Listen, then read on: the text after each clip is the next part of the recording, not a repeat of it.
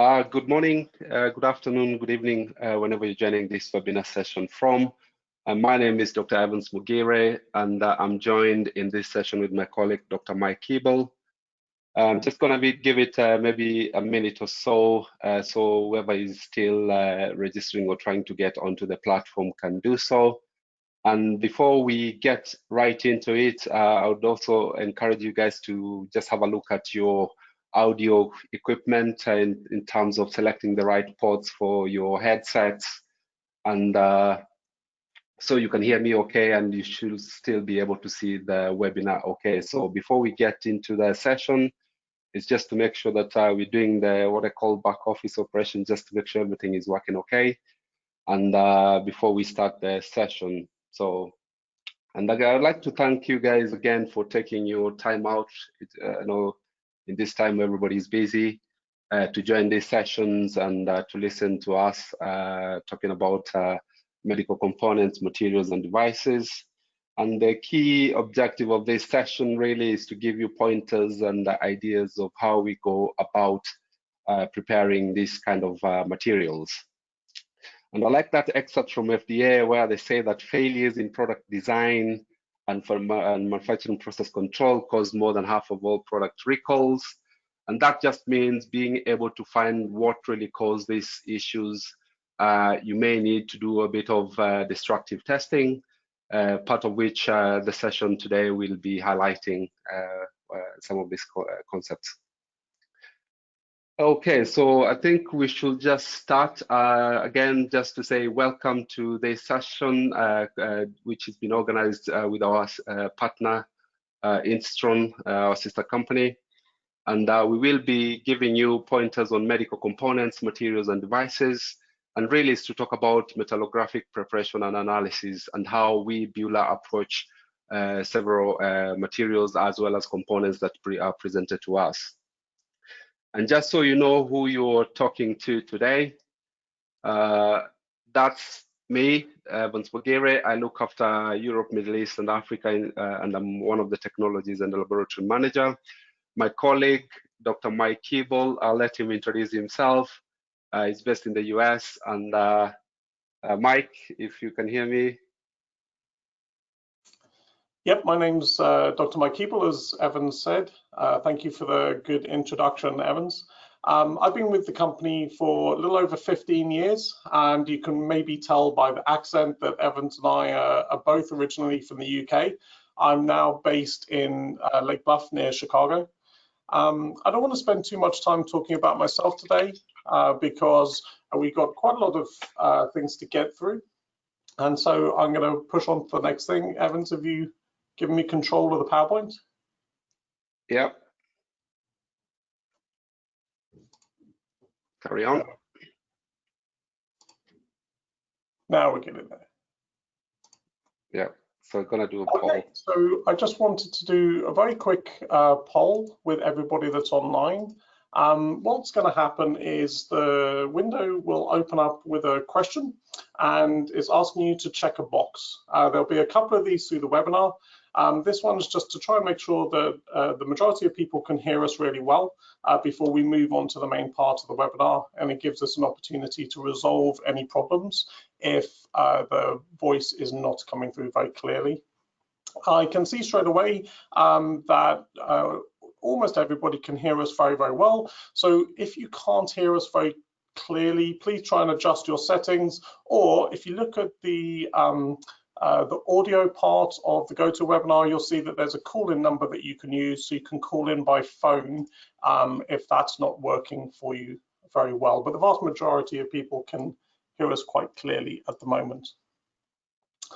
A little bit of an introduction to Beulah itself. Beulah's a manufacturer of equipment that covers the whole of the metallographic preparation spectrum, all the way from sectioning, mounting, grinding and polishing, imaging and analysis, where we partner with Nikon for our microscopes, but we have in-house imaging software, Omnimet, that allows us to do capture, analysis, databasing and reporting. We also manufacture our own hardness testing equipment under the Wilson brand name. So we merged with Wilson quite some years ago, and we manufacture all of our own hardness testing and software. The software is called Diamet software. So the nice thing about having everything in-house is that we get to be experts on all of the things that we do. And that can be a big advantage when you are dealing with the complexity of metallographic preparation. So metallography involves a number of different stages, and we'll talk a little bit about those stages as time goes on. But as we go through the stages of preparation, the goal is to get to a true representation of the microstructure. And the difficulty that we have is to both reveal the detail of that structure, but also not to put in any artifacts. And artifacts can come at any and all of the stages of preparation. So one of the important points we always try to include in our webinars is that every stage of preparation is equally important. And if we don't get the initial stages right, it makes the following stages very difficult to achieve properly. Now, there are things that we are used to looking at. Scratches is one of them. And one of the things we want to talk about is the scratches can be your friend as you go through preparation. When we're removing material, we want to see scratches as we go through each of the steps. And it's one of the things that we look for and look at to check that we're doing it properly. And also to make sure that we're getting preparation that isn't causing deformation. If we have deformation, it can obscure the microstructure and stop us from being able to carry out our job. Now, why do we do this kind of evaluation? Well, there are three main sectors that we think about when we're doing metallography. The first one is research and development, actually creating materials and components in the first place, and making sure, along with the kind of mechanical testing that Instron do, that we have a suitable material, that we understand its properties, and that those properties are reproducible. And that leads into the quality control. Once we have a reproducible circumstance, we're monitoring it through the microstructure and mechanical properties, we can put in rapid testing for quality control and ensure that our batches are being produced effectively. And as that quote at the beginning page said, one of the leading causes of failures is actually production problems. And of course, we have failure analysis. Now, actually, when you look at these three different sectors, the way in which you go about doing the preparation can be quite different, because in some cases, you don't know what you're looking for. With R&D, you're discovering new things. With failure analysis, you don't know what you're going to find. In conformity evaluation, quality control actually gives us the most opportunity to optimize our preparation. So there's a difference between understanding everything that you see and being extremely careful and having an optimized, efficient preparation route. And again, this is something that we work on with individual companies quite a lot. Now, of course, there are also a lot of different medical devices. So if we go through some of the classifications with surgical instrumentation, clamps, retractors, scalpels, and all these kind of tools that are used all of the time as part of surgical processes. We have implantation devices, orthopedic, spinal, hip and knee type implants, craniofacial and hearing studs and things like that. And of course, those have to be made of materials that are non-reactive with the body and safe to use, and also durable, because you can't replace these things very often. So their lifetime and understanding of their lifetime is very important. We have interventional devices, tend to be smaller things that can be put into the body either permanently or temporarily. And we also have more interactive devices such as electromedical implants. Now that covers a very broad range of sizes, shapes, materials, and needs. And it's going to be impossible to cover all of those today, but we're going to pick some examples from each of these type of classifications and also focus on the material types, because often the material type is going to define the kind of approach that we need to take for preparation.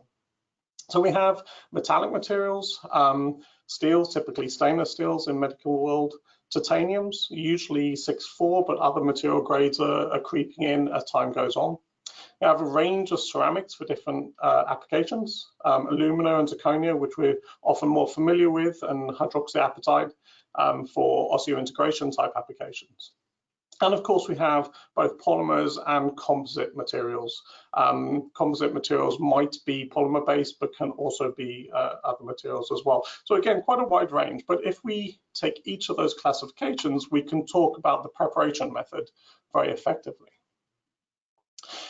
After we get to the preparation or through the preparation, we have a number of different evaluations that we might be moving towards.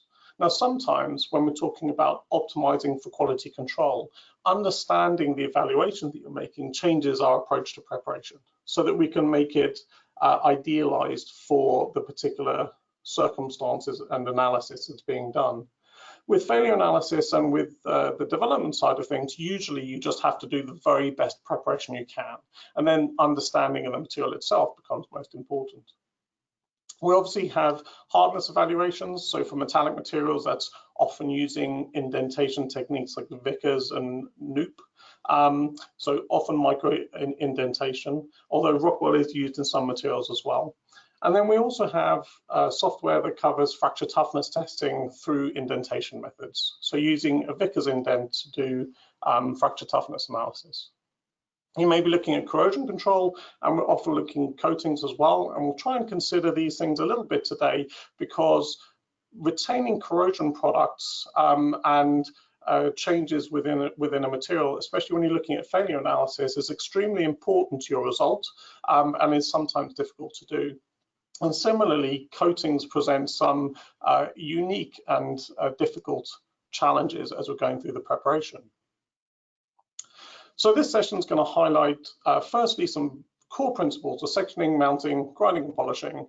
And then in the process of looking at different components, we're also going to cover a number of different approaches to preparation of metallic materials, ceramics, and harder materials such as dental materials and repairing structures. So a very quick poll again. This is really so that we can understand a little bit more about what this group of people attending today is currently doing. And then later on, we'll ask some questions about which areas you might want a little bit more help on. And that helps us to make sure that our webinars are well targeted to the audience each time. We learn what you're most interested in, and we're able to address these in our future webinars as well. So thank you for answering very quickly. I see a lot of people have jumped onto the buttons. If you have any difficulty with making a selection, by the way, I've been told that if you put the window into full screen mode rather than a sub window of the screen, it will let you select an answer, whereas if it's a sub window, sometimes it won't. So I'm just going to quickly share the results of that. Almost everybody is doing many of the stages of preparation that we're talking about. Sometimes people aren't doing sectioning if the devices are very small, and you can often skip mounting if your samples aren't used to it. So we've got a good spread across the things that we wanted to talk about. Then a few people are currently doing none of these, and so hopefully we can give you a flavor of the kind of things that we can do with metallographic preparation. So I've got the easy job today. I'll be handing back to Evans when it comes to the examples of medical devices. And we've got a good few things to show you. But before we get to that, I just want to cover some of the basics that we always need to talk about with metallography, talking about sectioning and mounting and grinding and polishing.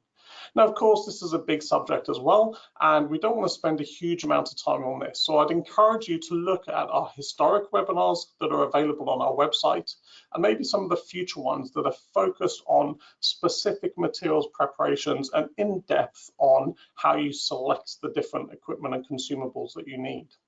But for today, we'll talk about some of the typical things that you just want to look at. So in sectioning, generally speaking, you may have some selection of the tools that you're using, but most people working with medical devices will ultimately want to get a very high quality of cut and will end up using a precision saw. So the Isomed series of precision saws, the low speed and the high speed particularly, are very popular in this sector. The low speed is a gravity-fed, slow, gentle sectioning machine that can be used for sectioning the most delicate materials. The high speed is a motor-driven cutting machine, so it's able to cut through more difficult materials. So if you've got a hip replacement or something like that, a larger item with tougher materials in it, then something like the Isomet High Speed is very suitable. But what's always important on this machine is selecting the right cutting blade. Now, occasionally you'd use abradable blades in medical devices, but normally we need to make sure that we're not causing any contamination with the alumina or the silicon carbide that's built into abrasive blades. So most of the time we're choosing diamond or cupid-bore nitride blades to section. Cupid-bore nitride for ferrous materials and superalloys, diamond blades for most other materials. But the one thing to remember is the idea of high concentrations of diamond and low concentrations of diamond that can be really critical to effective cutting. A high concentration of diamond means that when you have a set load on your sample, that load is being spread over a large number of cutting points. So in the diagram on the bottom right here, you can see that we're demonstrating HC, high concentration, 20 newtons might be spread over 4 cutting points, so we've got 5 newtons at each one.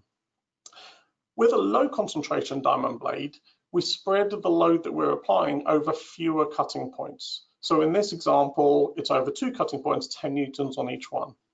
This is important because we want the total load to be limited. Total load creates energy and heat and pressure that can fracture brittle materials. But the load at the cutting point is what's doing the work for you. And for ductile materials, we want lots of low load cutting points that gives us small chips and a high removal rate for effective cutting. But for brittle materials, we need to limit the total load so we don't fracture our material as we go through the cutting process, and then the low concentration option is significantly better. So we're spending a minute on that, just really to make sure that you understand that we have a significant difference between ductile and brittle materials when it comes to sectioning. Now, we also have a problem with complex scenarios, either coatings on surfaces or more complicated shapes or a mixture of the two. So when you have a coating or an area that needs to be protected, usually we want to keep that under compression during sectioning. So if we look on the top left-hand side of this slide, we have the blade moving into the surface and then through a coating before it comes out the other side. And in this case, what happens is the coating is being pulled on by the blade. It's under tension and it's likely to fracture. So if we flip that around and have the blade going into the coating, we keep the coating in compression, supported by the base material, and we'll get a much better cut. Now, what we often have in medical devices and implants is a more complicated scenario, such as this cup here. And in the cup, we've got a coating, but the coating is over a curved surface. So keeping it at the ideal angle during cutting is not really very easy. In this kind of case, and in fact, anytime we've got very friable materials or complex shapes, it's often better if we can mount the sample before we cut it and actually create that support so that we're limiting the amount of damage that we need to recover in later stages. So if you're dealing with smaller materials, complex coatings, or very delicate materials, consider the mounting stage before the sectioning stage. In this example, we're using one of the precision cutters to create very small slivers. So in this particular example of tooth decay, you wanted to see slivers through the material at very small increments. And the nice thing about these precision cutters is that we can cut very delicately and very finely spaced.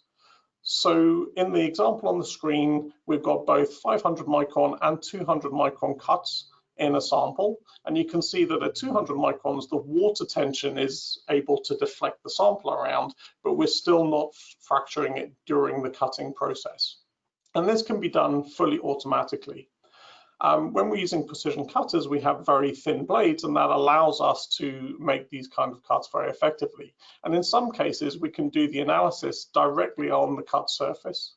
In other cases, as you'll see on the next slide, we would move more towards petrographic or histological preparation, where we bond the sample onto a slide and then thin it further so that we can look at it in transmitted light. So again, if you're coming off a precision cutter, you can do most of the work in the cut and then minimize the amount of thinning that you need to do with grinding and polishing in order to get good analysis of the boundary conditions, in this case between a metallic insert and the teeth itself. As we go through mounting, we've got a number of different considerations. I'm not going to read through them all at the moment, but generally speaking, we've got to be concerned if the sample is sensitive to heat and pressure. If it's not, compression mounting is quick, easy, cheap, and has lower health and safety concerns for use, so is usually preferred.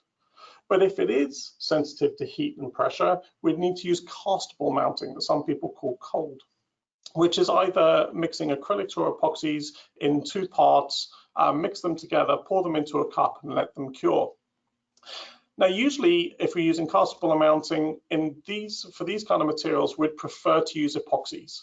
There are two main groups, acrylics and epoxies. Acrylics are faster, but they tend to have shrinkage gaps and you don't get a chemical bond to your samples the way that you do with epoxies. So you tend to get a higher quality of mount if you use epoxy impregnation for castable mounting. When we use epoxies, what we're trying to do is get them to soak into the material most effectively and create a good tight chemical bond around it. On this slide, we're showing the effect of using vacuum, and sometimes we can use pressure as well to fully impregnate a sample. Now, the important point here isn't that vacuum can help you remove air and get the epoxy in. That's been known for quite a long time. But what we've been able to show recently is that the cycling of the vacuum is very much more important than the level of vacuum. So in the example in the center, we have a sample which is a 1-inch square of ceramic or cube of ceramic. At the top picture, it was just held under vacuum for 3 minutes, which is a fairly typical process for mounting samples. In the second one, the vacuum was cycled 3 times in 3 minutes. So that's about a 40-second holding time with 20 seconds to get down to atmospheric pressure and then back up to the vacuum pressure again. These are all at around 25 inches of mercury, so a fairly standard pressure level. And at the bottom, you can see 7 cycles of vacuum in 3 minutes. So a very short hold time, about 20 seconds we held at each time. And you can see that the epoxy impregnated just about a third of the way into the sample at the top, halfway at the bottom, and then fully impregnated after 7 cycles down here. So the effect of cycling is extremely important. The nice thing about the SimpliVac that's pictured on here is that we can run multiple cycles automatically. You don't have to interact with the machine in between. It retains the seal as it goes through the cycles. So it can make it very quick and efficient to get this kind of impregnation. Many people in medical devices are also doing degassing to get rid of bubbles. What you'll find is that you can combine these processes and get a very much better level of impregnation to support your sample through preparation. The other circumstance this is really, really important for is failure analysis. If you have corrosion in your sample, you really want to support the corrosion products so that you can analyze them effectively after preparation. And the impregnation stage is extremely important to making sure that those are retained through the preparation. Very quick word about optimization of methods as well. So we do have a downloadable handout that you should be able to see on your screen called the Summit Book. And the Buehler Summit Book is a collection of optimized preparation methods for different material groups.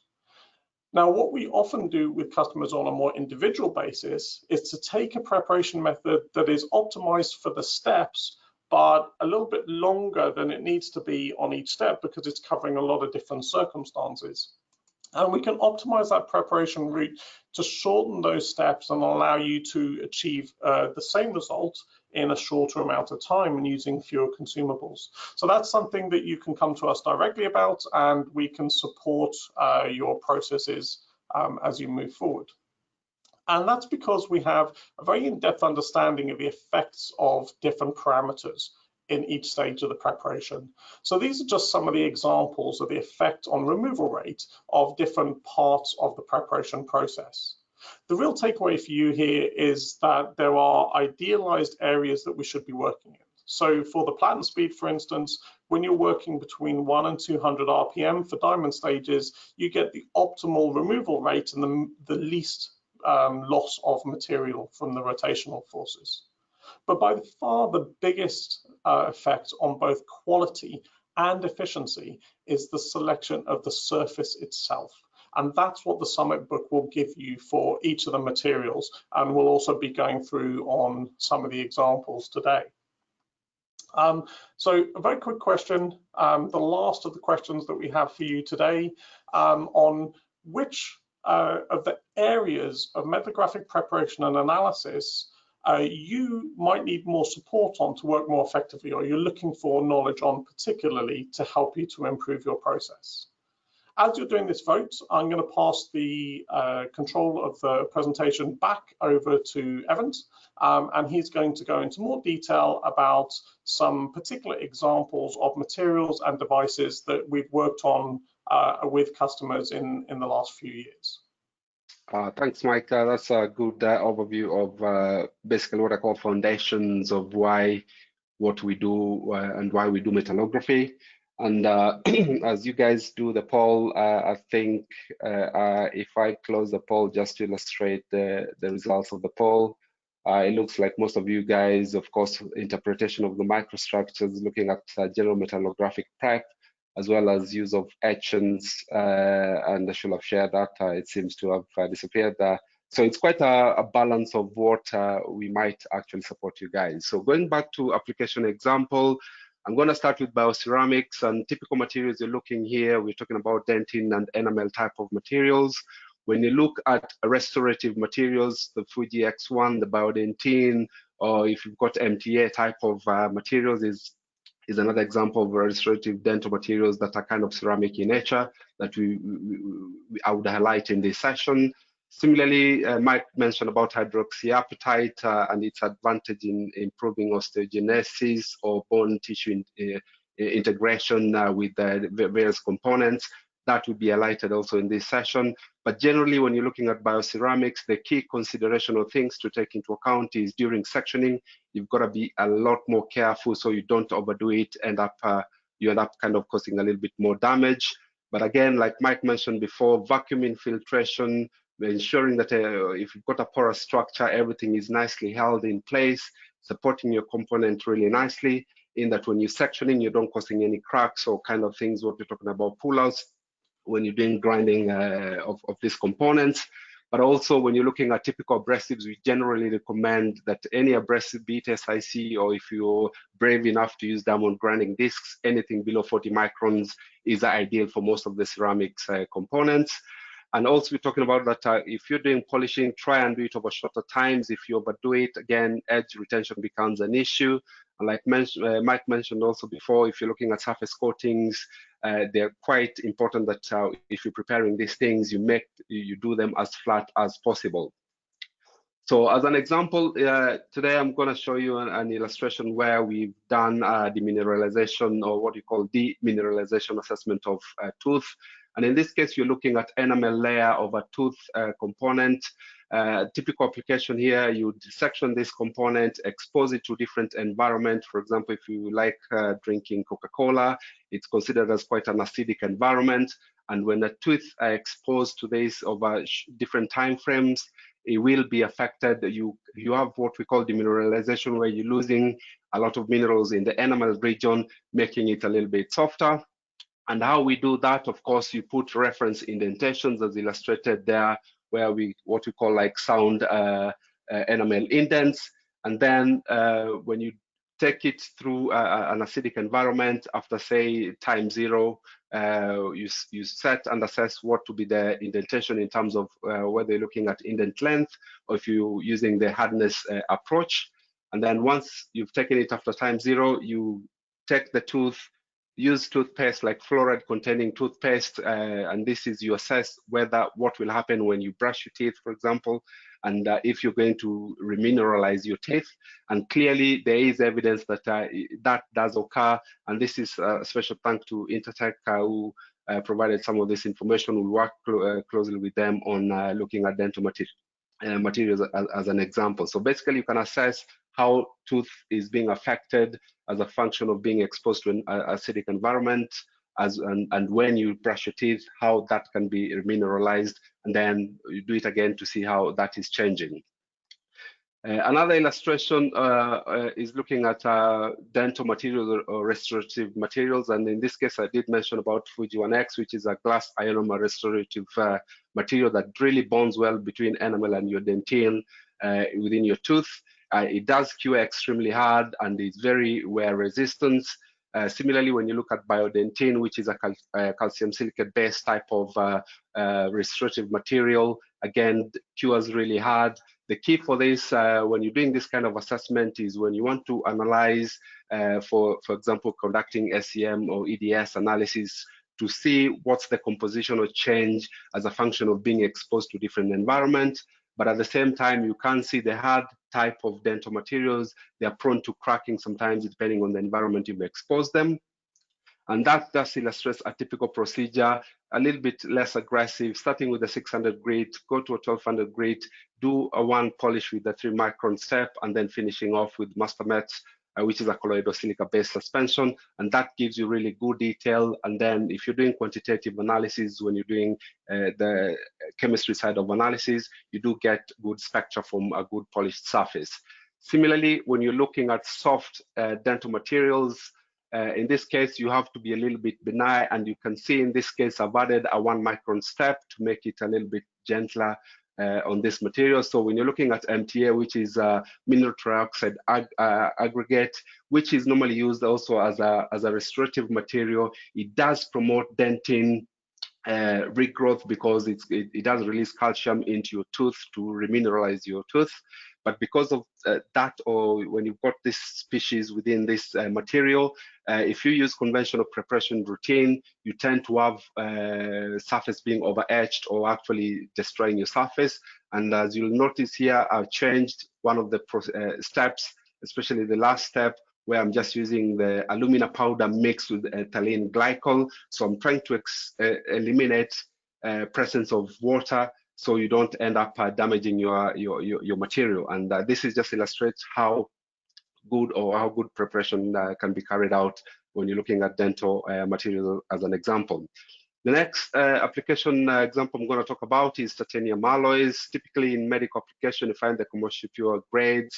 Of course, you also have the T164 extra low interstitial, which has got minimal impurities in terms of oxygen, carbon, and nitrogen. It's high purity version, basically, of Ti64, which is a conventional titanium alloy.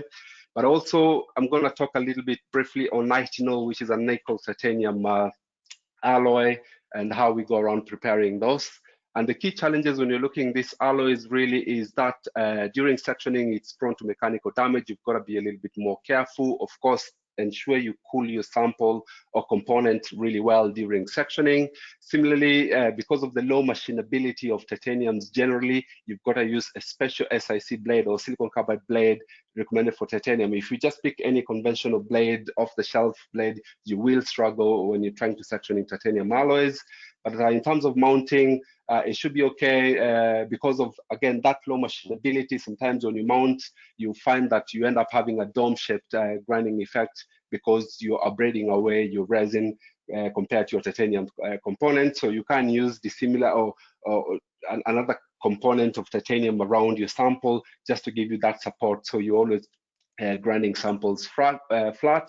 And like I said again, the other thing is with the titanium alloys, always chemomechanical polishing is often recommended, and I will illustrate as I go through this presentation. So it's just giving you a gist. The key things to think about in titanium is heat during sectioning, deformation when used. Actually, sometimes when you use finer grades, it may cause deformation that is difficult to remove.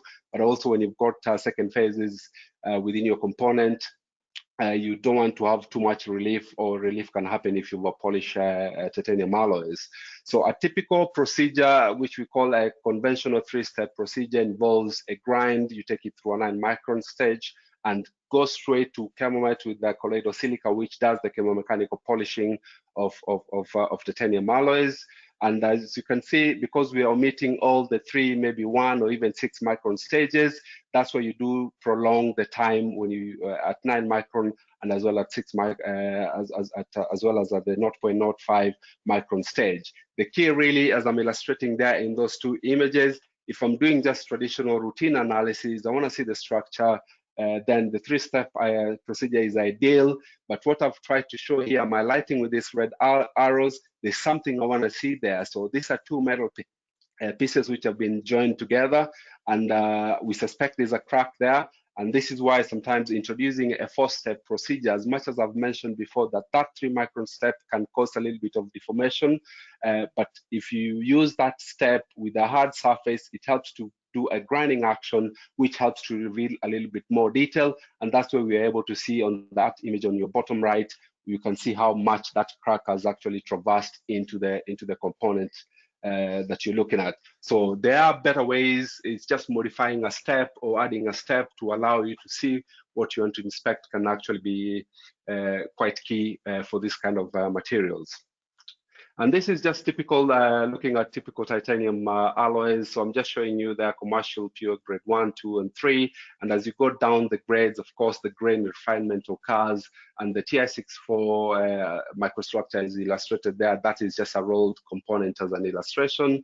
Similarly, why that is important, when you look at fixation components, like you're looking at fasteners, be it for the spinal, or if you've broken your frame or something and you've got metal plates to hold everything in place, they tend to use titanium type of fasteners. And key investigations that you're looking in this case, you want to see that when that component is being manufactured, that the rolling, or what we call the cold working around the teeth region of the fastener, is okay, and you get this nice grain flow, which gives you that strength in terms of load bearing capability of the tooth region. But similarly, there are defects that occur in these components where you've got shear laps as an example, or if you have a manufacturing defect because of the dies are not matched properly, it tends to cause this V-shaped defect around the actual tooth region. So these are some of the things you can actually inspect on these titanium components if you ever work with these kind of materials. Next material I'm going to look at is shaped memory alloys. Typical example, of course, traditionally in medical field we have nitinol, but you can also have copper-based memory alloys, iron-based shaped memory alloys. But for medical applications, you want nitinol because of that biocompatibility. And why it's mostly used in biomedical field, it's because of its transformation temperature being close to the to your body. So if you expose it to your body temperature, it changes or retains that shape that we like, which is what we call the thermoelastic batensitic phase transformation, and the reverse transformation to austenite when you expose it to that temperature. But the other thing that is ideal for nitinol in medical application is because of its low elastic modulus, which is really close to bone material or bone tissue, and that's why it's ideal really for this kind of medical application. As an example, when you look at orthodontic arc wires, this can generate continuous that orthodontic force even with teeth movement, and it readjusts itself to make sure that your teeth is well aligned. And also additionally, when you look at nitinol, if you compare it to stainless steel arc wires as an example, they do offer you better pitting protection when you're exposed to saliva if you compare it with the stainless steel as an example. So this is just typical material. And in this case, I'm illustrating in a polished condition, again using a 4-step routine. When you etch it, you can actually see that martensitic microstructure that I've been talking about. And of course, depending on what you want to inspect, you can use different etchants to alight different phases. In this case, you're looking at the intermetallics within that component. But again, if you do conventional good polishing, when you view your sample under polarized light, you should be able to see your grains as well and be able to see the martensitic microstructure as I mentioned for this kind of material. Another illustration is when you're looking at hip and knee implants. In this case, I'm talking about acetibular or femoral hip stems. And in this case, I'm showing you 2 things. The top one is I'm showing where you've got a component which has got a titanium coating, and then on top of it, there's a hydroxyapatite coating, which helps again with that bone integration or sterogenetic ability of that component.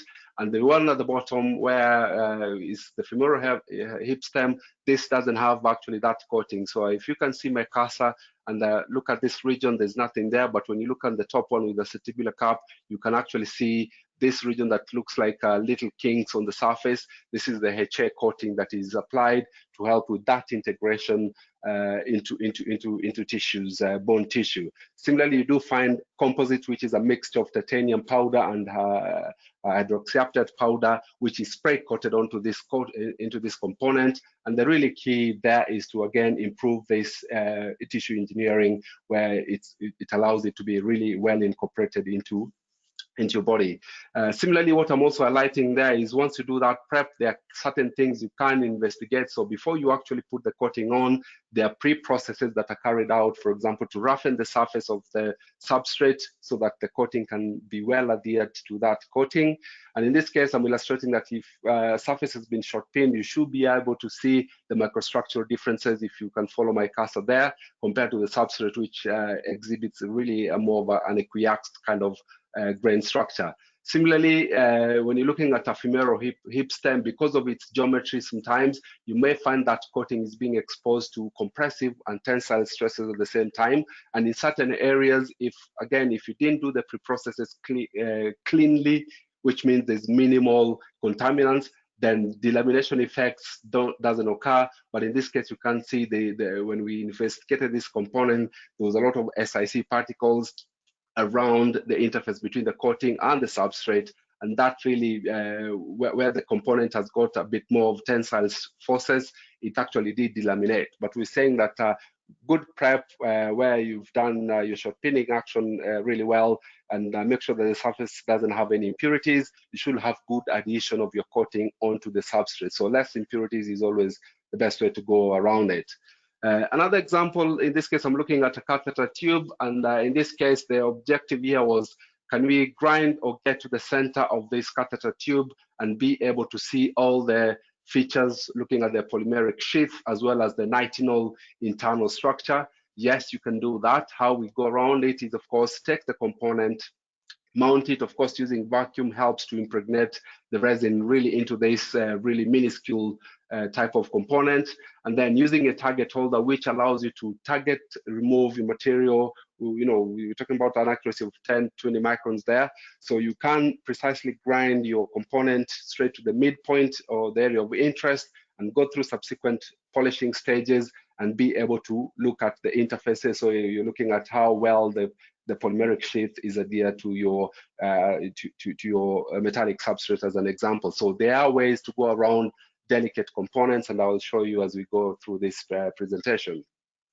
Another material that is definitely of interest is when you're looking at things like stainless steel. Of course, stainless steel has been dominant in surgical instrumentation. Similarly, you do have the like 316 low carbon stainless steel for actually implants, as well as you know, when you're looking at guide wires, when you're looking at stents and all this kind of stuff.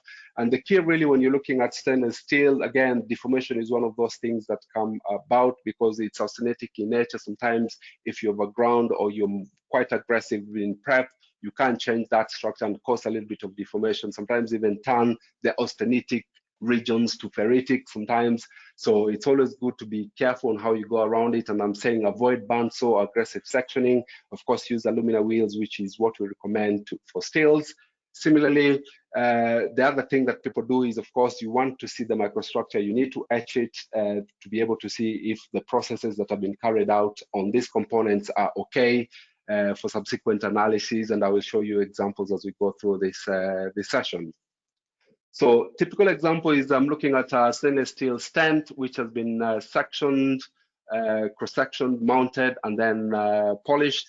And the key objective on this case, we wanted to see how well this component has been prepared because it had been machined using laser methodology. And the key really wanted to see at the edges of that component, once it's been machined, if there was any heat affected zone due to that laser machining action. Similarly, they also wanted to find out, you know, what's the grain distribution looking like. So when you etch it, for example, with 10% oxalic acid, you should be able to show or highlight the grain structure quite well. But the key really is being able for new technologies or new methodologies of prep. You want to make sure that, especially when you do laser machining, sometimes you may have redeposited layers occurring along these surfaces, which we want to minimize as much as possible. So that's why it's always good to section these things, prepare using a conventional prep routine, and be able to see that everything is as expected. Another example is when you're looking at really minuscule small components, we change the procedures completely compared to this routine. You can see I've just added one more step, but in this case, I'm doing more of a grinding action, and I'm using as fine grit as possible for SIC paper. So you grind, and then take it to 3 micron. I've introduced the 1 micron just because they're quite minuscule, and I want to remove all the damage as much as possible and finishing off on alumina. So I've just put that to scale to show you that's the components. The scale bar is there, it's about 2 millimeter. And when you go through that series of preparation routines until the final step, so this is a differential interference contrast, that's where you're able to see topography, but again, you can't see that martensitic microstructure of that component. Also, on this case, I'm illustrating where I've got a stainless steel guide wire coils, where it's got another component which has been solder welded together. And in this case, when you follow this kind of preparation, being a little bit benign, use low forces during the initial grinding and also subsequent polishing stages, you should be able to get all the detail correctly. You can actually see evidence of porosity as well in the solder region as an illustration. Another one which I thought I would add on is when you're looking at things like epidermal needles or surgical needles, when you're looking at bladed components like scalpels. The key really here is to highlight that, yes, we do get requests on hardness testing just to give you that confidence that it is hard, because the typical, when you're looking at a blade as an example, the expected hardness, you're looking about 60 or 62 HRC, in equivalent about 800 Vickers. And in this case, what we're trying to illustrate here is we've used really diamond grinding discs to grind these surfaces to give us flatness. I've repeated there, flatness is key, because if you're going to do indentations in these components, and just to give you a scale of things, this is 15 micron scale bar here. So this, what you're looking there is like size of a human hair. So, and we are able to put indentations as close as you can see there. And the good thing is when you do prepare samples really flat, really good finish, you should be able to measure this accurately. So in this, you can see the D1, D2 values of these impressions about 5 microns. So we are really pushing how well you can prepare these components. But again, taking into account like flatness is what I want. I will use diamond grinding disc to give me that flatness, and then just do a quick polish, and I should have a surface that is ideal and gives me the a correct representation, especially if you're doing conformity checks as an example. Another illustration, I know there's quite a lot, but I'll just give you another example, is when you're looking at cobalt chromium alloys. Again, a typical application of what you want to do here is looking at grain size. You want to assess the microstructures. You want to look at different phases in there. Porosity is one of those key areas that you investigate on these components, because you do have, like we did before, like I showed before on titanium alloy, where you're spray coating different features on the surface. You want to be able to, again, once you prepare that component or finished component, to be able to assess that everything is nice and well adhered to, and I will show you an example. So the key things to take into account for cobalt chromium alloys is deformation relief, and you can cold work the surface, which gives you slightly different microstructure. And the other issue is, of course, etching these cobalt chromium alloys. They have high chrome. It can be quite tricky. You may need to think about electrolytic etching or using different, actually aggressive kind of media to etch the samples. So in this case, I'm just illustrating a typical process for cobalt chromium alloys. The images on your left show additive manufactured components with a little bit of porosity. And the images, of course, are DIC. That's where you're able to see a bit of topography. And as etched, typical procedure is you grind with the diamond grinding disc, but also you can use SIC, take it through a series of steps until you finish off. And I'm illustrating there that for some cobalt chrome, like for example, when you're looking at a femoral hip, where you've got a coated surface using spherical metal powder, This is normally done using a binder and then sintered at high temperature to take the binder away, leaving you a nice three-dimensional microstructure with good enough porosity levels, ideally about 35 to 50%. And that just helps for tissue ingrowth into that structure to give you really a firm component that is really fused with your bone tissue, and ultimately is to be able to have a component which gives you that resistance to shear, compressive or tensile forces at the tissue implant interface. So this is why these three-dimensional structures are quite important. And in this case, of course, you want to etch the surface and be able to see that, during the sintering process, all the spherical beads are fused nicely and you don't have loose particles, because loose particles can be quite a health risk if they come out and migrate or find themselves somewhere in your body. Another example of components I'm looking at is when you're looking at platinum tungsten or platinum iridium. Typically, in this case, investigation is when you're looking at, because most of these components, they'll find themselves in pacemakers or cardiovascular defibrillators, as they occur as electrodes. So because they're electrodes, they're kind of welded or either by resistance spot welding, or if it's been done by laser welding, to make sure that this component, of course, are fast electrical conductivity from your pacemaker or defibrillator, and then connected straight onto your heart, as an example. Similarly, when you're looking at catheters and stents, these can also be made from platinum chrome alloys, but also you find in certain stents you may have what we call the marker bands. So when you're doing X-ray, as a surgeon is inserting this via guide wires, they're able to track and see exactly where it is in your body. So the key consideration, these alloys, sometimes they can be quite ductile and difficult to prepare. Key is, like I say, we're working with really small components, then it might be ideal to employ target holders for targeted material removal. When you're looking at coated samples, which have got polymeric coatings, you can also have like iridium oxides on some of these components.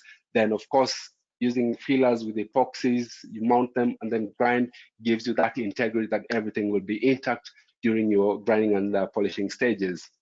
Again, to minimize aggressiveness during grinding, we always say you can wax coat the surface to dull, or you can dull the abrasive slightly, just minimizing that aggressiveness during grinding, but also eliminates embedment of abrasive particles into this kind of materials. And as an illustration, this is a typical procedure that I've done with one of our I want to call them our clients, Boston Scientific. Again, thanks for sharing some of this information. We worked in, trying to optimize prep routines, in that when you prepare these components, you're able first to get to the area of interest.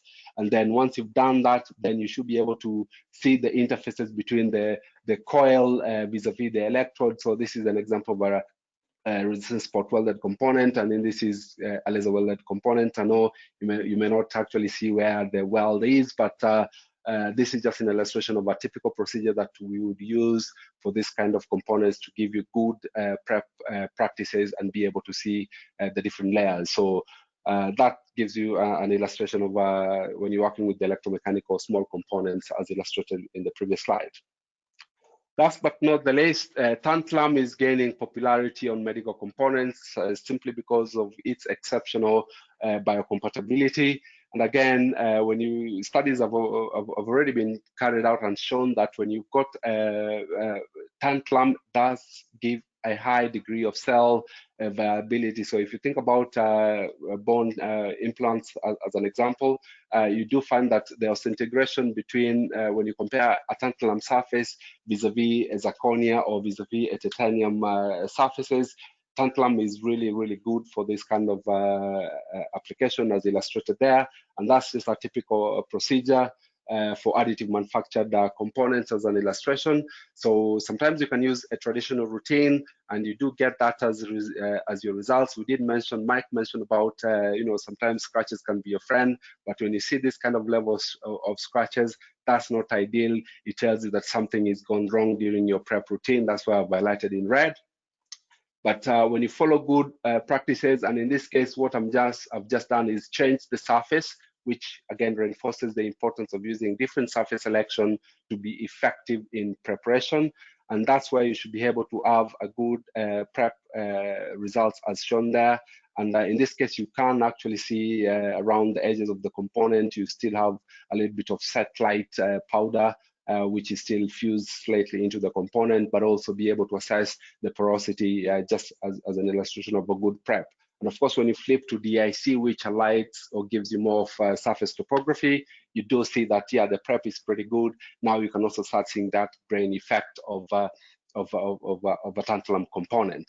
And I hope this gives you a good overview of different types of component that we do work with. It is not an exhaustive list. There's a lot more that you can cover, and we are limited on a short time on this.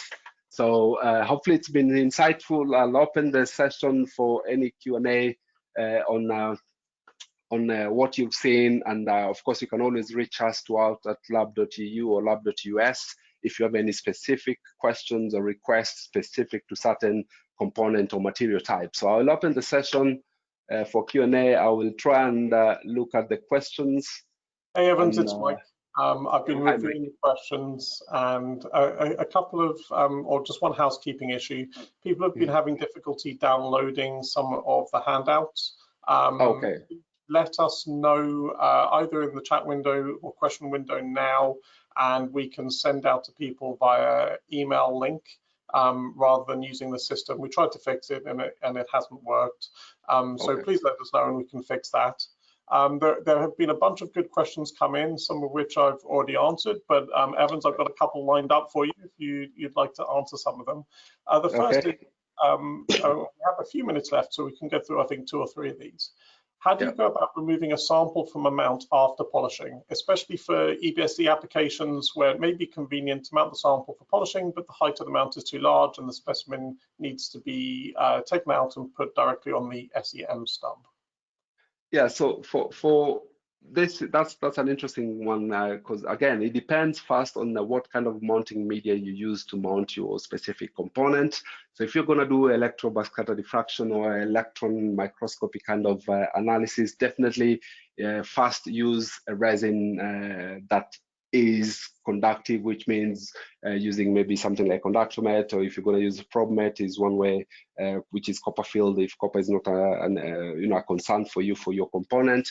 But similarly, what I tend to do is you can actually use, once you finish your component, protect the surface slightly, even using what do you call it, using things like cotton wool as an example, and then you can resection just the area of interest whilst the surface is still protected. And once you've done that, then it's much easier to take it apart. But I guess for this particular question only relates to really metallic components, not really things which have got coatings, because if you've got coatings, then it becomes an issue. You may end up damaging your coating in the first place, because the process of removing your component from your mounted resin, I'll call it quite an aggressive action. So you may actually pull it apart. So I guess this is more for really hard components.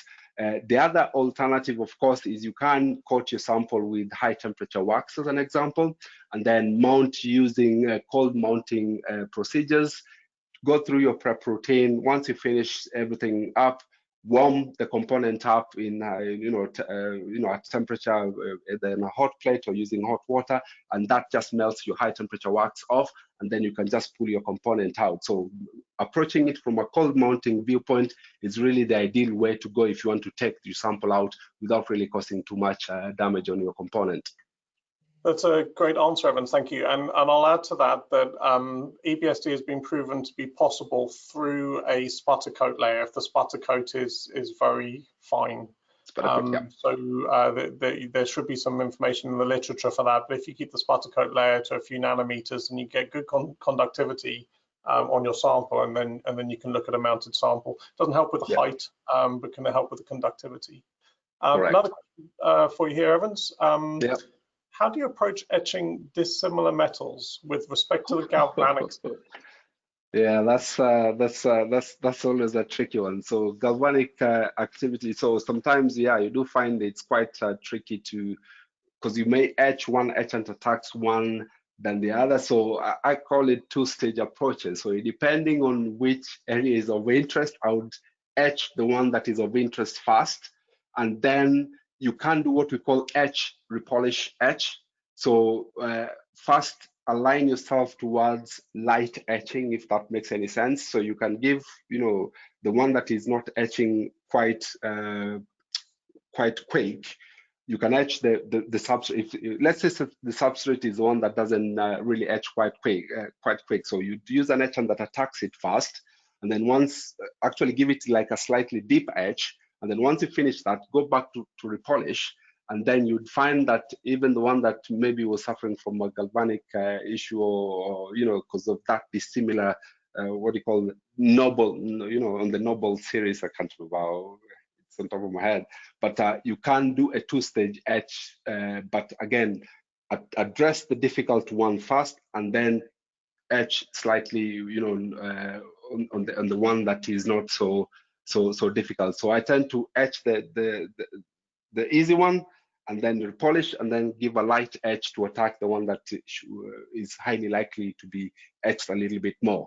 I know I may not have answered it, but it's one of those difficult ones that we do get. Unless, Mike, you've got a different approach to this. Well, I think I can add a little bit to that. So I agree fully with what you said, and very often you can etch sequentially, especially with a repolishing step, to bring out or highlight two different materials. The problem when you've got very different levels of reactivity is getting something that's showing you the right degree of etch at the right time. And digital methods can help with that. So if you etch twice, you can then composite an image together. Yeah. Another approach that you can try and has some difficulty getting correct, but better results, is finding a different etchant. So sometimes there are some little well-known etchants that can work on both materials more effectively, or using a color etchant. And a color etchant is applying a coating onto the surface. So it's not so much a reaction with the surface, and you bypass the whole issue of galvanic series reactivity. And all three of those approaches might be correct. If you have specific materials in mind, please send us a question, and we'll see if we can give you some more specific answers on that. Yeah. Do we have time for one more? Yeah, go on. Okay, there's another one here. All the titanium alloys for these applications are quite weak or easily damaged during the metallographic preparation of the samples. Is it possible to damage samples, titanium samples?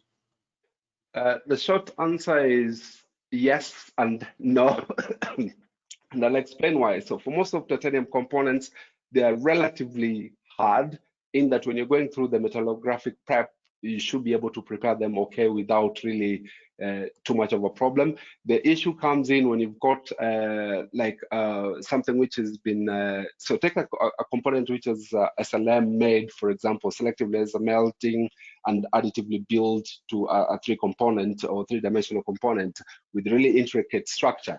Then in that case, of course, during sectioning, you can't compress or damage stuff down. But this is why I mentioned that it's quite key to pre-mount your sample using epoxies. And if it's really delicate as well, even incorporate fillers with epoxies before you actually go through a prep routine or sectioning action. So it's always good to protect these components before you section and subsequent grinding stages. But the short answer is yes, you can damage them if you're aggressive in sectioning, you cause heat buildup, and that just might, if you're looking at microstructural analysis, that will give you a different structure than what you'd expect, and you go like, oh, what's happened? But these are the key considerations, like I mentioned, especially in sectioning. If you don't choose the right blade for the material that you're working with, will be an issue. Secondly, when it comes to the grinding, polishing, if you've got something which is highly porous, of course, like I mentioned before, using resins to mount the component, give it really strength or stability.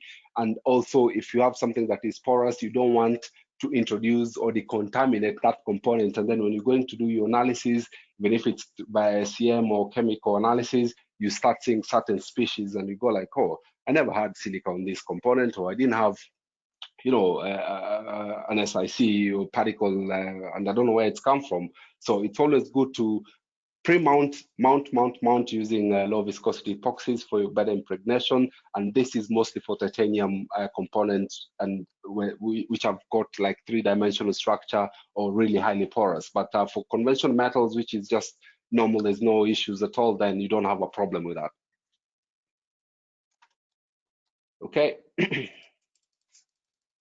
So Evans, we're definitely over time, and yeah. but there are a lot of people who have stayed on. So if you're able to stay on, we're happy to carry on with the Q&A for a little while. If you need to go, we completely understand. Please do send questions via the questions page if you have more of them.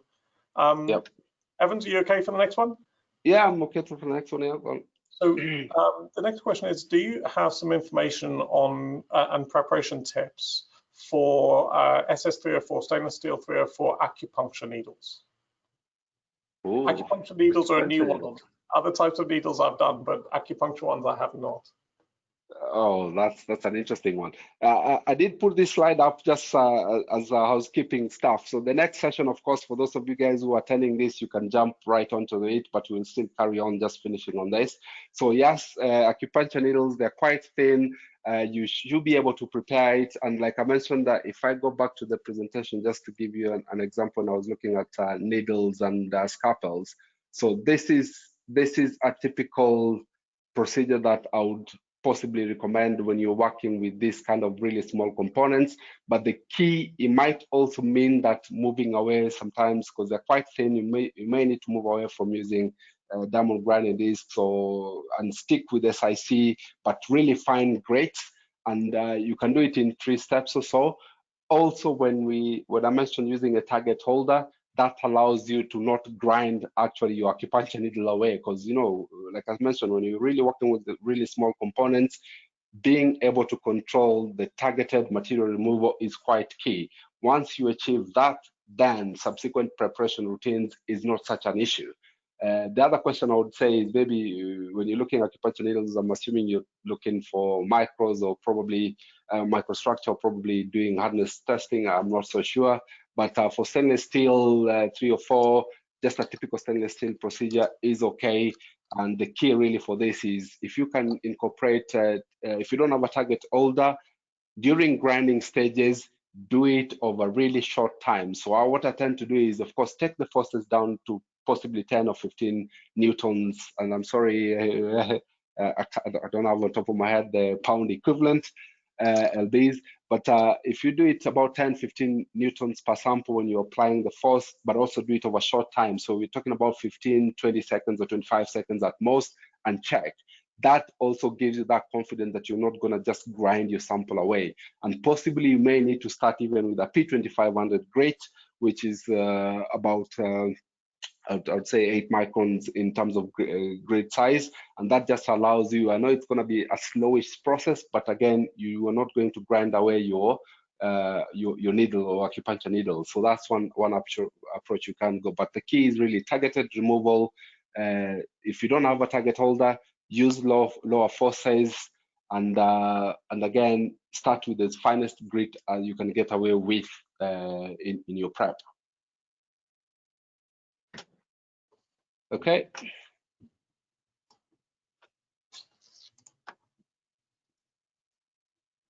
Okay, so Mike, I don't know if you're still there. You still there? Yeah, sorry, I'm still here. I had a problem with my mute button. Okay, no problem. Yeah, just having a quick scan through the remaining questions on here.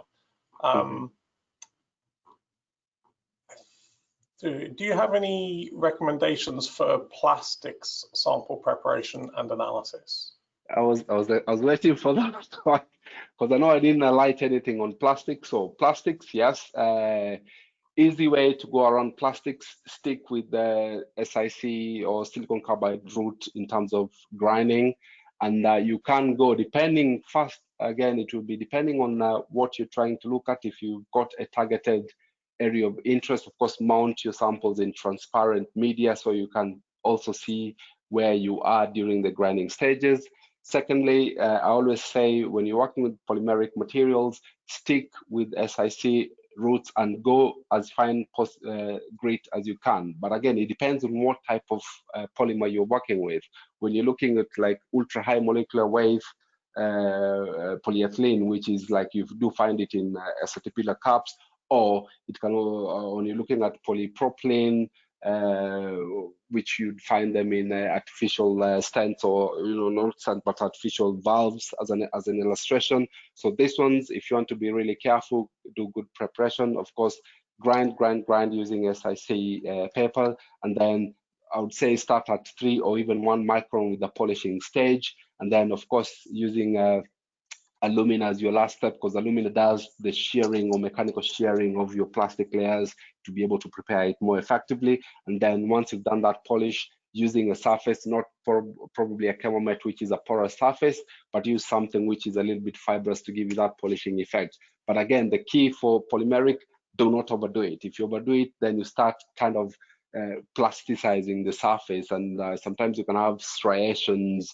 of your polishing fibers onto your polymeric material. So the key really is, if you can, grind and noting the surface finish, and then do a polish, a single polish stage, finish off with an alumina prep, and that should give you a good prep. But if you've got more specific areas of polymeric materials, again, drop us an email, we can always advise. But that's how I normally go around polymeric materials.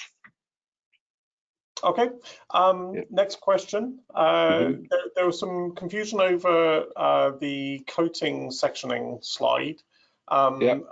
So the question is the blade meant to come into the coating first and then the base material, or the other way around? So you want the blade to enter the coating first, and then the base material, so that the coating is pressed in towards the base. And I'm sorry if that didn't come across very clearly. Sorry, carry on, Evans.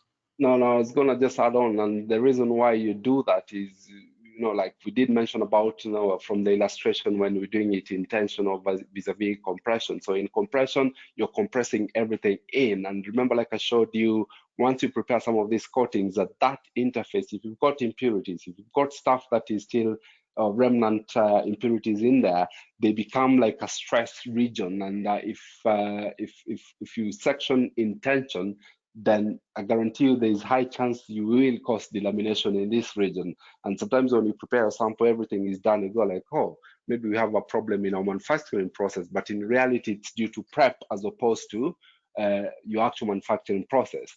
But similarly, like I showed you on the femoral hip stem, because it normally has like a bean-shaped structure, in certain way, when the component is coated, you may have certain area the coating is exposed to compression, the other areas is exposed to tensile forces. So again, this is why, like Mike mentioned before, mounting these components before sectioning will always guarantee you everything is okay, because that mounting media, that gives it even more support when it comes to actual sectioning. Okay, and there was a follow-up question actually from the same person on the next slide after the sectioning one, and this is where you've got the multiple slices into the mounted tooth. And the question was, how do you get those slices off without damaging them? Yeah, so the key really, when we're doing this, what I call serious sectioning, or when you're doing 3D reconstruction of a tooth, the key first is to determine the depth of cut. So first you want to be able to, once you've got your mounted teeth in place, you want to section as far in past the tooth as possible. And the way we do analysis on this, as an example, is you actually make a book out of your component. So the image you're seeing there, now let me try and see if I can do using a pointer. So when you're looking at that surface, then this becomes as our datum point, which you can section through. And then once you have this past the tooth level, when you're actually doing the analysis, it's just a case of, you can use a tweezer. It actually just breaks away quite easily, because remember, once this resin is mounted, it's a little bit brittle. And considering you've got about 200 microns thick in terms of slices, they actually break away easily without really damaging the component. And that's why we have this as an illustration. And this is really, you can see it's really close to that broken region. So it's like the end, towards the end of a tooth, of a mounted tooth. So the key really is to first section past the tooth, so you have enough space to just kind of, you're peeling it off. It's like peeling off action. And when you're doing that, because the resin is really cured, it does just break away, and then you can analyze those pieces accordingly. Okay. Yep, I'm just having a check through on the other questions that we have here.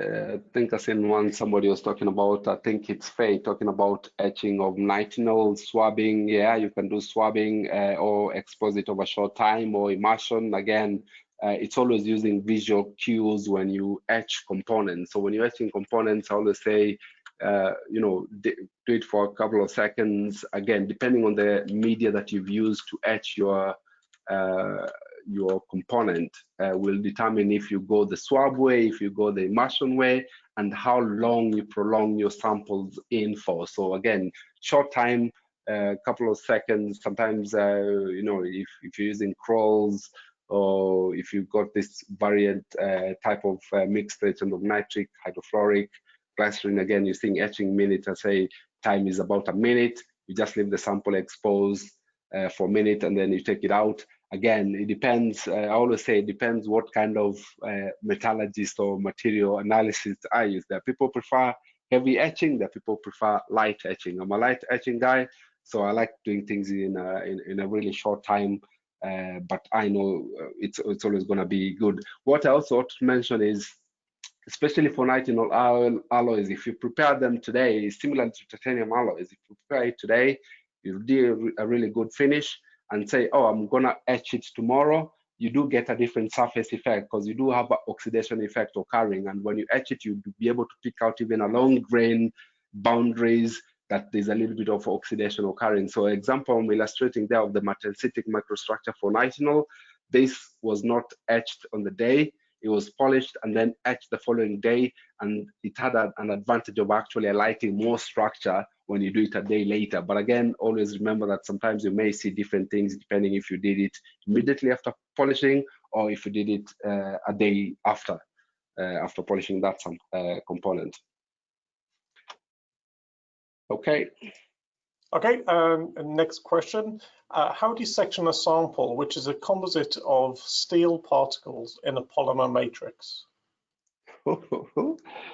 You end up having a lot of pullouts here. So that's, again, it's down to blade selection. You've got to think about speeds. You don't want doing it the feed rate. So it depends first on the machine type you're using. If you're using a precision saw, which I expect in this case to be used, is if you do a slow traverse and you know, get as thin blades. This is why I always say thinner blades will always make life a little bit easier, because you don't have a lot of calf loss, which means if you're sectioning through a polymeric material with the metallic components or powders or what you mentioned, like, you know, large beads, then excuse me, it might be ideal to use thin blades. Don't over traverse it, you know, like high traverse rate, which means, or high load if you're doing manually, or how quick you're traversing your component into the blade.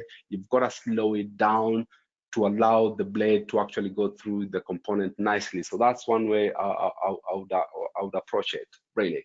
I don't know, Mike, if you've got a different view on that kind of component. It just depends really on the particle size. So if you've got fairly large particles in there, then something like a 30HC blade can work very well. If the particles are very small, there's a chance you're going to lose them anyway, and I'd rely on fine grinding to recover the damage of lost particles, which is very similar to a friable ceramic, where you're recovering that damage you know you've got. But with large particles, it's a little easier, and we can use a precision blade. and likely retain the particles in the polymer, because we can keep the loads very, very low. So relatively high RPM and very slow cutting speeds. And I think the other one, which I also forgot to mention, is, part of when you're doing like additive manufactured components, if you look at the feedstock, it's pretty much powder based. So some of analysis that are carried out on these powders is looking at like compactness or sphericity of those powders. And of course, what we do or tend to do is we do mount them in polymeric material. And like Mike is saying, it's, you've got different particle size, from 15 microns all the way to hundreds of microns. And sometimes, of course, if that's an area, for example, maybe Weber was asking is doing, then it might be just ideal to mount and then grind. Don't even think about sectioning, because like you're saying, if you've got really fine powder, then sectioning becomes like it's really a waste of time. So you'd rather just grind it, have a surface that is ideal for subsequent polishing stages before you actually see the structure that you're trying to analyze. So that's one approach you can take. Again, it's down to what the component looks like and what you're trying to look at. Okay, so I don't know if we have any more. There's one more question. I'm not sure I have an answer to this, so it might be something we need to follow up on a little bit. Cobalt titanium is starting to show up as an implant and replacement material. Do you know the advantages of this material? Are there any specific tips for preparation? For which material? I didn't catch that. Cobalt titanium. Say that again. Titanium. Oh, maybe Mike, you're talking too low.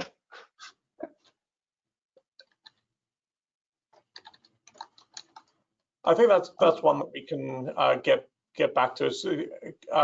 Cobalt titanium alloys. Oh, cobalt titanium. So cobalt. Specific recommendations for these? Yeah, so cobalt titanium, mostly it's because, well, this is the analogy. So when you look at traditional titanium alloys, they have the advantage of course, biocompatibility.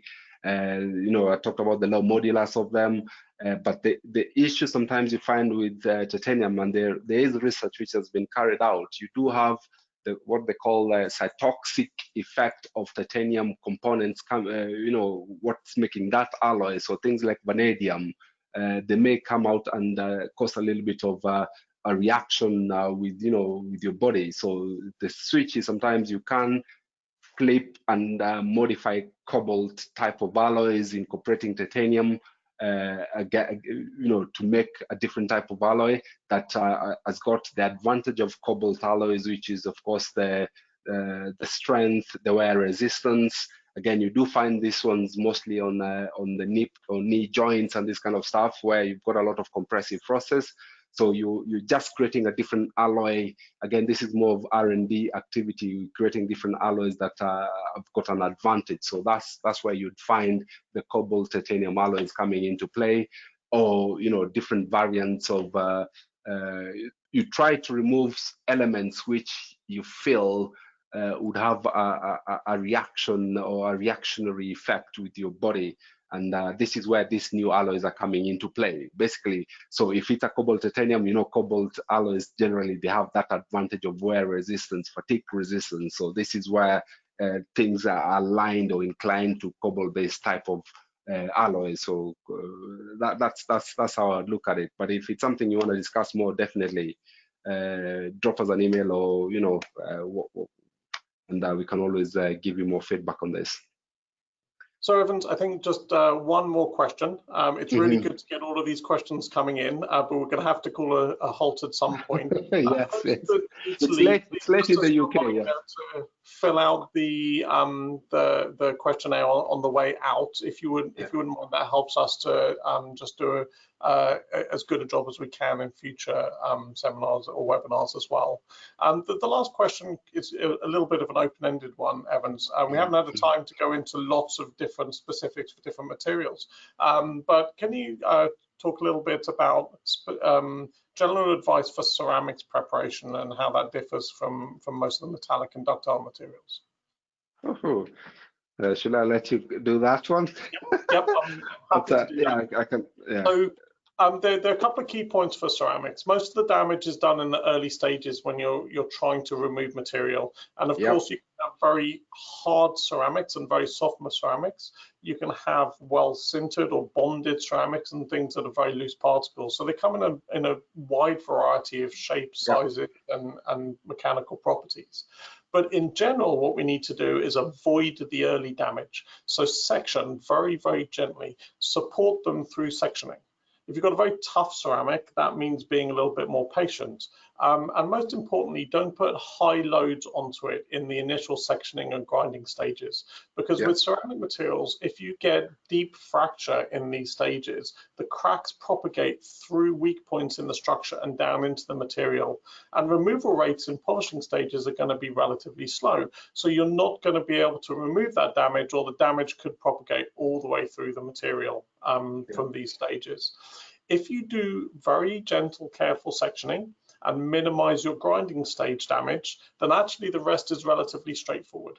At the next step, you need to identify the damage that you have in the material and monitor the condition of the surface until that damage disappears. So that's usually fractured sections of the ceramic having fallen out, so you can see porosity that's left behind from that, and you'll watch the recovery of those areas. If you've got a partially sintered material, you may also have natural porosity in there. So it's identifying usually by shape and by the degrees of change during the preparation process as to whether that porosity is natural or induced. And then once you've got through your diamond stages, usually polishing is just relatively short with a colloidal silica or colloidal silica and diamond mix. And again, it's very dependent on the material, what that final polishing stage would be. One other note on this, a lot of ceramics are sensitive if the abrasive used is a similar size to the original grain of the material. So as you go through the preparation route, if you have a grain size of about 10 microns, we'd probably avoid a 9-micron diamond stage and use 15 and 6. Because when you use an abrasive that's a very similar size, you quite often get a significantly higher level of damage than if you use a larger or smaller abrasive. So I think that's just the key points for ceramics. We've got more recommendations we can make for very specific materials. Evans, anything to add with that one? Yeah, it's spot on what you've just mentioned. Again, the key for ceramics, like I mentioned, is the initial stages. And I repeat again, initial stages are quite key. Being gentle with how you approach it, take into account the grain structure. And once you understand the grain structure, it helps you to determine which grit value you're going to use, especially when it comes to diamond stages. But again, if edges are area of interest, or if you've got like nowadays, you do get a lot more even like zirconia or alumina type of medical implants. Again, you've got to be a bit more cautious on how you go around it. But like Mike mentioned, it's always if you have cracks, if you've got damage in the initial stages, trust me, it will be a difficult one to actually get rid of. So always, if you do it the first steps right, use the right blade during sectioning, stick with low concentration blade like Mike mentioned before. Better still, use a fine grit low concentration blades, because that means the damage is a little bit less during sectioning.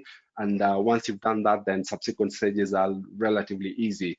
And I've seen where people sometimes try to take the damage out and take a long time to actually recover the damage.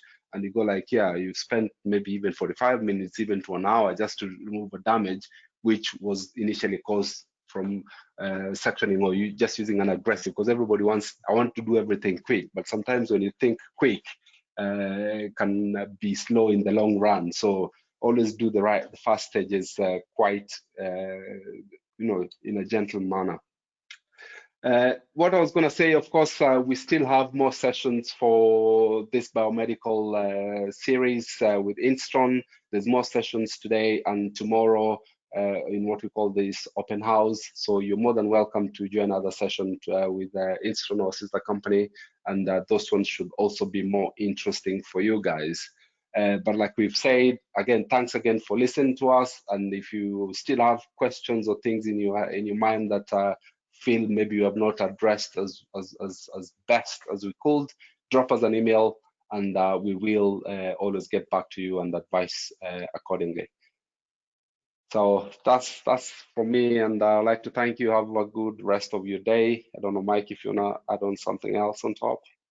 Yeah, thanks for the level of interaction. We'll be getting onto the PDF, sending those or links to those out by email instead. So I'll be doing that directly after the webinar. Any more questions, please use those email addresses that are up on the page or that we sent in the chat window. Thank you again for joining us. Keep an eye out for our follow-up webinars. We're doing about one a month at the moment, so keep on looking. I'm sure we can help more if you have further questions.